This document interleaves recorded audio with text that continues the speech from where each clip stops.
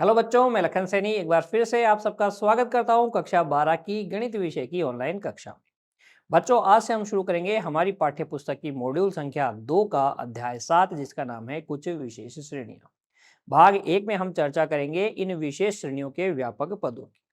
हमेशा की तरह आपको अपनी नोटबुक और पेन लेके बैठना है बच्चों। हर एक कॉन्सेप्ट को, हर एक उदाहरण के हल को आपको ध्यान से समझना है, नोट करना है उसे और बाद में दोहराना भी है। आइए शुरू करते हैं आज की कक्षा और देखते हैं सबसे पहले श्रेणी की परिभाषा। हम विशेष श्रेणियों की चर्चा करने वाले हैं बच्चों। पिछले अध्याय में हमने अनुक्रम तथा श्रेणियां पढ़ी थी, वहां पर भी हमने श्रेणी की परिभाषा देखी थी। इस अध्याय में भी हम सबसे पहले श्रेणी की परिभाषा देखेंगे बच्चों।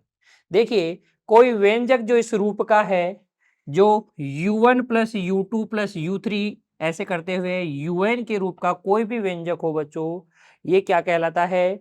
एक श्रेणी कहलाता है। जबकि ये u1 u2 u3, ये u1 u2 u3 un क्या होना चाहिए बच्चों? ये संख्याओं का क्या होना चाहिए? अनुक्रम होना चाहिए। तो संख्याओं के अनुक्रम में हम जब बीच में ये प्लस का साइन इंसर्ट कर देते हैं बच्चों, तो इस अनुक्रम को हम फिर क्या कहते हैं? संख्याओं की श्रेणी कहते हैं। आ गई बात समझ में संख्याओं की श्रेणी की परिभाषा। चलिए फिर हम देखते हैं बच्चों कि अगर कोई श्रेणी है u1 plus u2 plus u3, इस तरीके से un तक की कोई श्रेणी है, तो इसको हम संक्षिप्त रूप में इस प्रकार से लिख सकते हैं। और बच्चों इसको पढ़ेंगे कैसे? देखिए, हम पढ़ेंगे पहले सिग्मा r इक्वल टू 1 से n, और यहां पर ये व्यापक पद ur। ठीक है, sigma r equal to 1 to n ur। और इसका अर्थ क्या है? इसका अर्थ है r की जगह 1 से लेकर क्या भरो? n भरो, और सबका क्या कर दो? सिग्मा कर दो, यानी कि जोड़ दो। यानी इसका अर्थ है बच्चों, देखो r की जगह 1 रखेंगे तो u1 आ जाएगा, r की जगह 2 रखेंगे तो u2 आ जाएगा, r की जगह 3 रखेंगे तो u3 आ जाएगा। और सिग्मा का अर्थ क्या है? इनको ऐड करना है। और कहाँ तक ऐड करना है? r की वैल्यू n तक रख के, है ना। तो इस श्रेणी को संक्षिप्त में ऐसे लिखा जा सकता है। ये ur क्या है बच्चों? ये है व्यापक पद। तो व्यापक पद दिया जाए तो हम क्या कर सकते हैं? श्रेणी लिख सकते हैं। और श्रेणी दी जाए तो हम क्या कर सकते हैं? व्यापक पद लिख सकते हैं बच्चों। आई बात आपको समझ में? चलिए आगे बढ़ते हैं और हल करते हैं हम बच्चों हमारी पाठ्य पुस्तक की उदाहरण संख्या 1 को। देखिए, अध्याय 7 का उदाहरण 1 क्या है? निम्नलिखित प्रत्येक अनुक्रम के प्रथम 6 पदों को लिखिए। हमें जो प्रथम अनुक्रम है उनके प्रथम 6 पदों को लिखना है, जिसका कि nवां पद हमें दिया गया है।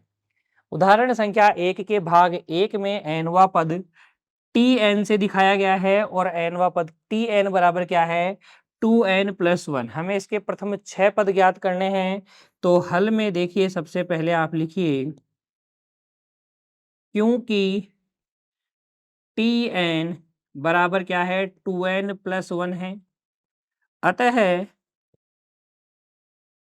श्रेणी के या अनुक्रम के प्रथम 6 पद कैसे लिखेंगे हम? भाई n की जगह 1 रख दो तो t1 पहला पद आ जाएगा। n की जगह 1 रखोगे तो 2 इंटू 1 प्लस 1, यानी कि कितना आ गया? 3। 2 रखोगे तो दूसरा पद आ जाएगा, तो ये 2 इंटू 2 प्लस 1 कितना आ जाएगा? 5 आ जाएगा। इसी तरीके से 6 पद निकालने हैं। t3 हो जाएगा बच्चों आपके पास 2 इंटू 3 प्लस 1, कितना हो जाएगा? 2 3 6 और 1 7, ये हो जाएगा 7। t4 2 इंटू 4 प्लस 1 कितना आ जाएगा? ये आ जाएगा 9। t5 ये आ जाएगा 2 इंटू 5 प्लस 1, कितना? 11 हो जाएगा। तथा छठा पद t6 t6 वो हो जाएगा 2 गुणा 6 प्लस 1, यानी कि बच्चों कितना? 13। इस तरीके से आप nवां पद दिए जाने पर कितने भी पद निकाल सकते हैं। बस आपको n की जगह मान भरते जाना है। देखिए भाग बी। भाग बी में एनवा पद किससे दिखाया गया है, ए एन से, और ए एन बराबर किसके हैं, N square plus minus N plus एक। तो हल में आप लिखेंगे देखिए, क्योंकि ए एन एनवा पद आपको दिया गया है N square minus N plus एक, अतः अनुक्रम के प्रथम 6 पद कैसे लिखेंगे बच्चों, बस एन की जगह आपको 1 2 3 4 5 और 6 भरना है। 6 पद। पहला पद A1 हो जाएगा, जैसे T1 हुआ था। एन की जगह 1 भरोगे तो ये हो जाएगा 1 का स्क्वायर माइनस 1 प्लस 1, कितना आ जाएगा बच्चों, 1। A2 एन की जगह 2 भरोगे तो 2 का स्क्वायर माइनस 2 प्लस 1, कितना आ जाएगा, ये आ जाएगा 3। A3 3 का स्क्वायर माइनस 3 प्लस 1, 3 का स्क्वायर 9, 9 में से 3 गया 6, और ये कितना हो जाएगा, ये हो जाएगा बच्चों 7। A4 4 का स्क्वायर 16 माइनस 4, कितना हो जाएगा, 12 प्लस 1, ये कितना आ जाएगा, 13 आ जाएगा। A5 5 का स्क्वायर माइनस 5 प्लस 1, 5 का स्क्वायर 25 माइनस 5 20, 20 और 1 कितना हो जाएगा, 21 हो जाएगा, ये आ जाएगा 21। तथा बच्चों आखिरी छठा पद भी हमें निकालना है, तो तथा A6 हो जाएगा 6 का स्क्वायर माइनस 6 प्लस 1, 36 माइनस 6 कितना हो गया, 30, 30 प्लस 1 कितना हो जाएगा, 31 हो जाएगा। इस तरीके से एन व पद दिए जाने पर आप प्रथम 6 या कितने भी पद आप निकाल सकते हैं, बस एन का मान आपको भरना आना चाहिए। अगला देखिए बच्चों, इसी का भाग सी। यहाँ पर एफ एन से दिखाया गया है एनवा पद, तो इसके हल में हम लिखेंगे, क्योंकि अनुक्रम का एनवा पद एफ एन बराबर क्या है, माइनस 1 की घात एन 5 की घात एन, अतः अनुक्रम के प्रथम 6 पद वो हो जाएंगे, देखो F1 पहला पद तो F1 हो जाएगा माइनस 1 की घात 1 और 5 की घात 1। माइनस 1 की घात 1 कितना होता है, माइनस 1, और 5 की घात 1 कितना होता है, 5, तो ये माइनस का 5 आ जाएगा। F2 माइनस 1 की घात 2, 5 की घात 2, 5 की घात 2 25, और माइनस 1 की घात 2 सम घात होने पर प्लस में हो जाता है बच्चों, तो यह जाएगा 25। F3 माइनस 1 की घात 3, 5 की घात 3, यह आ जाएगा माइनस का 125। F4 माइनस 1 की घात 4, माइनस 1 की घात 4 और 5 की घात 4, यह आ जाएगा प्लस का 625। F5 वो आ जाएगा माइनस 1 की घात 5 और 5 की घात 5, तो यह आ जाएगा माइनस में ओड पावर माइनस है ना, 5 की घात 625 को 5 से गुणा कर लो, तो यह आ जाएगा माइनस में 3125। तथा बच्चों F6 वो आ जाएगा माइनस 1 की घात 6 और 5 की घात 6, यानी कि 3125 गुणा 5 कितना आ जाएगा, 25 हासिल 2, 5 दूनी 10, 2 11 हासिल 5 25 हासिल 2, 5 दूनी 10 और 2 12 होगा बच्चों। तो ये यहाँ आ जाएगा आपके पास 12 की 2 हासिल 1, 5 एकम 5 और 1 6, 5 और 1 6, 5 तिया 15, तो ये आ जाएगा F6 15,625। ठीक है, यहाँ पर भी देख लीजिए 625 को 5 से गुणा करेंगे, 25 हासिल 2 12 हासिल 1 6 पंजे 30 और 1 31 है ना। तो इस तरीके से आप FN या AN या TN एन व पद दिए जाने पर कितने भी पद ज्ञात कर सकते हैं, बस आप n की जगह 1 2 3 4 5 इस तरीके से भरते जाइए। 1 भरेंगे तो पहला पद आएगा, 2 भरेंगे तो दूसरा पद आएगा, इस तरीके से क्रमागत पद आप निकाल सकते हैं। चलिए आगे बढ़ते हैं बच्चों, और देखिए अब हम हल करेंगे हमारी पाठ्य पुस्तक की उदाहरण संख्या 2 को, अध्याय 7 की उदाहरण संख्या 2। देखिए, निम्नलिखित प्रत्येक अनुक्रम का एनवा पद लिखिए। यहाँ अनुक्रम दिया गया है और एनवा पद लिखना है हमें। पिछले प्रश्न में हमने क्या किया, उदाहरण संख्या 1 में हमें क्या दिया गया था, एनवा पद दिया गया था, हमने अनुक्रम लिखा था, उसके 6 पद हमने लिखे थे। अब आपको अनुक्रम दिया गया है और एनवा पद ज्ञात करना है। तो देखिए एनवा पद कैसे ज्ञात करते हैं। देखिए हल ए, अनुक्रम दिया गया अनुक्रम लिखो, दिया गया अनुक्रम, दिया गया अनुक्रम आपके पास है -2 +4 -6 +8 और इस तरीके से ये अनुक्रम चल रहा है। यहाँ आप लॉजिक पहचानने की कोशिश करो और आपको दिख रहा है कि जो पहला पद है, तीसरा पद है, पांचवा पद है, ये क्या है, ऋणात्मक है। यानी विषम पद तो ऋणात्मक है और सम पद क्या है, धनात्मक है। तो हम लिखेंगे यहाँ दिख रहा है हमें कि विषम पद, विषम पदों के, विषम पदों के चिन्ह ऋणात्मक है, विषम पदों के चिन्ह ऋणात्मक है तथा सम पदों के चिन्ह, सम पदों के चिन्ह क्या है, धनात्मक है। सम पदों के चिन्ह धनात्मक है। ठीक है।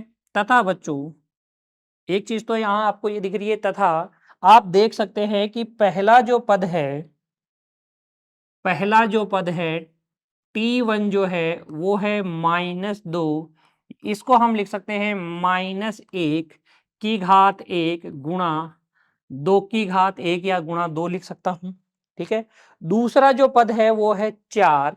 दूसरा जो पद है T2 जो है वो है 4, जिसको आप लिख सकते हो -1 की घात 2 और 2, 4 को आप लिख सकते हो 2 का स्क्वायर, ऐसे भी सोच सकते हो बच्चों, या फिर आप ऐसे सोच सकते हो माइनस माइनस 1 की घात 2 और 2 गुणा 2 भी सोच सकते हो। इसको कैसे सोच सकते थे, इसको आप ऐसे भी सोच सकते थे -1 की घात 1 और 2 गुणा 1, 2 की घात 1 या फिर 2 गुणा 1 सोच सकते हैं, 2 गुणा 1 भी हम सोच सकते हैं। यहाँ पर 2 की घात 1 सोच लीजिएगा, है ना, ऐसा लॉजिक आप लगाए। ठीक है।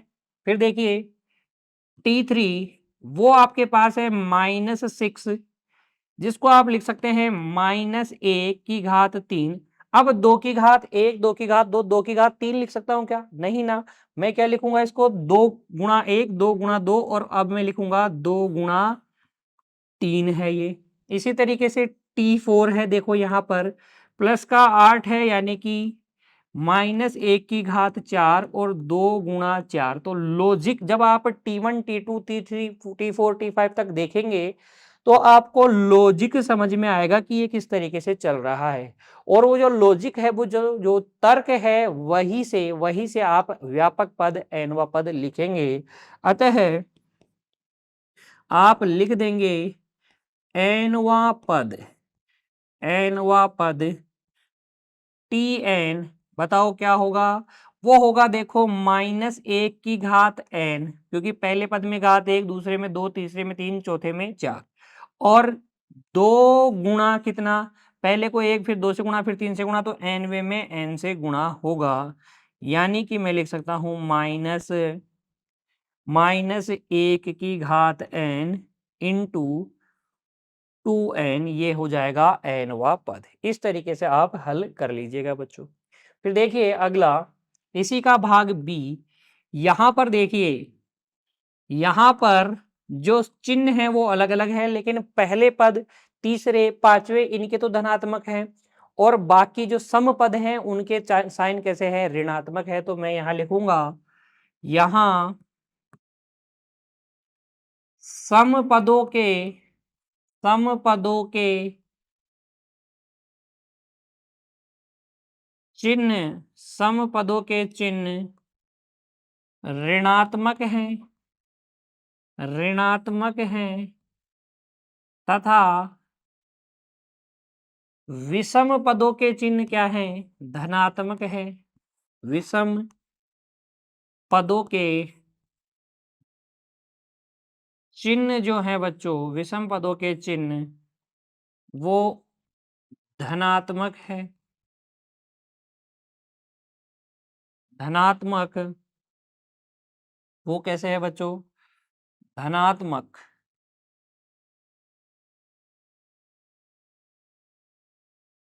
ये धनात्मक है तथा आप देख सकते हो कि T1 जो है वो 1 है, T2 जो है वो -1 है, फिर T3 क्या है? +1 है, फिर T4 जो है -1 है। इस तरीके से तो आप लॉजिक लगा सकते हैं कि ये तो है 1 की घात 1 - 1, ये है 1 की घात 2 - 1, ये है 1 की घात 3 - 1, ये है 1 की घात 4 - 1।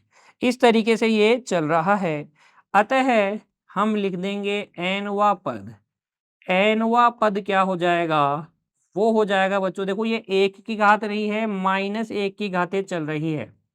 -1 की घातें चल रही है तो -1 की घात 0 1 हो जाएगा, -1 की घात 1 -1 हो जाएगा, -1 की घात 3 -1 यानी 2 कितना हो जाएगा? प्लस का 1 हो जाएगा और इस तरीके से तो nवा पद हो जाएगा -1 की घात, देखो T4 है तो 4 - 1, 3 है तो 3 - 1 है, तो n है तो n-1। इस तरीके से आप nवा पद लिख सकते हैं बड़ी ही आसानी से। अगला भाग देखिए बच्चों, इसका भाग सी।